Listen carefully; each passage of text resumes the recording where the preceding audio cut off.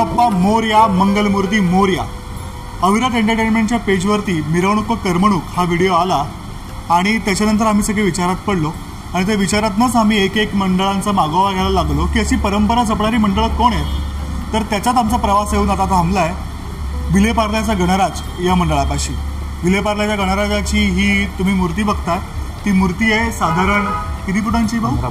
15 फुटांची मूर्ती आणि ती कागदी मूर्ती आहे. आणि त्या मूर्तीचं वैशिष्ट्य, मंडळाचं वैशिष्ट्य आपल्याला स्वतः सर सांगणार आहेत. तर तुम्ही तुमची ओळख आणि मंडळातली ओळख सांगा प्लीज. सांगा. मी श्री बाळमित्र सार्वजनिक गणेशोत्सव मंडळ विलेपार्ल्याचा गणराज या मंडळाचा सचिव आहे. माझं नाव आहे शैलेश शिंदे. मंडळाला 27 वर्ष या गणेशोत्सवात पूर्ण होतील आणि गेली 13 वर्ष आपण या पर्यावरणपूरक कागदी मूर्तीचं स्थापना करत आहोत. खरं तर बघायला गेलं तर धार्मिक उत्सवामध्ये म्हणजे काही विघ्न येऊ नये, ज्या कार्यकर्त्यांना मंडळातल्या जो अनुभव आलेला आहे की प्लास्टर ऑफ पॅरिसच्या मूर्तीचा किती त्रास आपल्याला सहन करावा लागतो, पर्यावरणाला किती त्रास सहन करावा लागतो, या सर्व माध्यमातून आम्ही एक विचार केला आणि नंतरला आम्ही 13 वर्ष ही सतत पर्यावरणपूरक कागदी मूर्ती जी आपली उत्सव मूर्ती आहे आणि ही पूजेची मूर्ती आहे छोटी, त्याची आपण स्थापना करतो. ती दोन्ही या मूर्ती आम्ही पर्यावरणपूरक कागदी मूर्ती आम्ही गेली 13 वर्ष आपण स्थापन केलेली आहे. आणि या मूर्तीचे मूर्तिकार आहेत सागर चितळे, मध्य माटुंगा इथे त्यांचा कार्यशाळा आहे. इथून आम्ही ही मूर्ती आणतो दरवर्षी.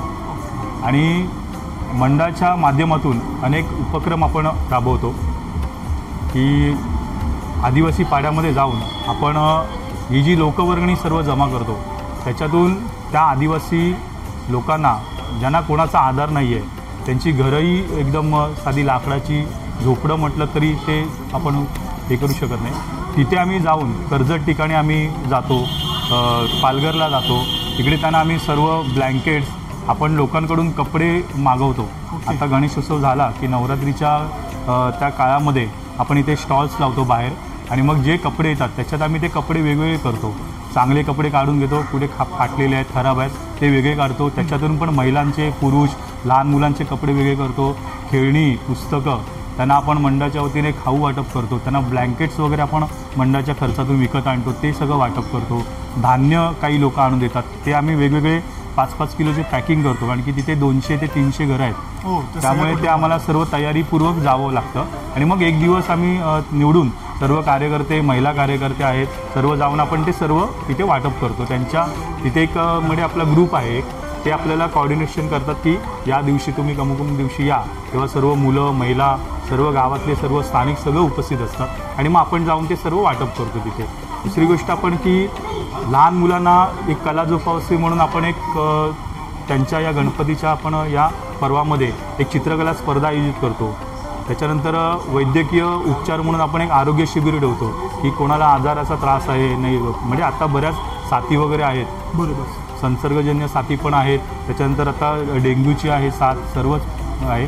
त्याच्या अनुषंगाने आपण इकडे एक शिबिर ठेवतो. गणेशोत्सवाच्या काळात असतं का? हो, आता हो. ओके. आणि अजून काय या बाप्पाचं वैशिष्ट्य वेगळेपण आहे? वैशिष्ट्य म्हणजे आता पारंपरिक आपण आता सगळेच जण म्हणतात की डीजेला न्यायालयाने परवानगी नाही दिलेली आहे, पण आपण डीजेचा वापर कमीच करतो. माध्यमिक बघायला गेलो तर पारंपरिकदृष्ट्याच आपण सगळं करतो. इकडे ढोल ताशा पथक आहे, लेझिम पथक आहे.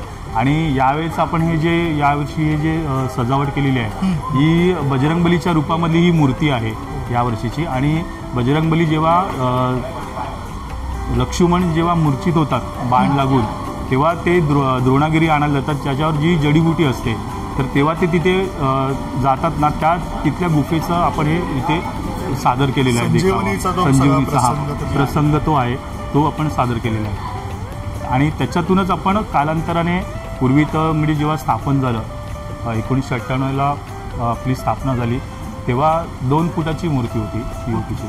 पण हळूहळू कसं मंडळातले कार्यकर्ते वाढत गेले, सगळ्यामुळे जो ग्रुप आहे जो लहान होता तो आज मोठा झाला, सर्व त्यांनी जबाबदारी स्वीकारली आणि हळूहळू कालांतराने मूर्तीचं स्वरूप वाढत गेलं, उंची वाढत गेली.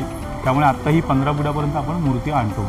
आणि ही आपला बाप्पा संकष्टीचा बाप्पा? हो, हा संकष्टीचा बाप्पा म्हणजे गेली 3 वर्ष आपण संकष्टीचा बाप्पा म्हणून आपण आता यावर्षी 21 तारखेला संकष्ट चतुर्थी आहे, पण आम्ही 21 तारखेला महाआरती ठेवतो आणि मग दुसऱ्या दिवशी रविवारी आपण विसर्जन मिरवणूक संध्याकाळी 4 वाजता सुरू करतो. ती पारंपरिक पद्धतीने आपण करतो सर. तर मंडळी, हे होतं विलेपार्ल्याचा गणराज मित्रमंडळाचा हा सगळ्यांचा प्रवास, म्हणजे बाप्पाचा प्रवास, आणि तो आपण जाणून घेतला.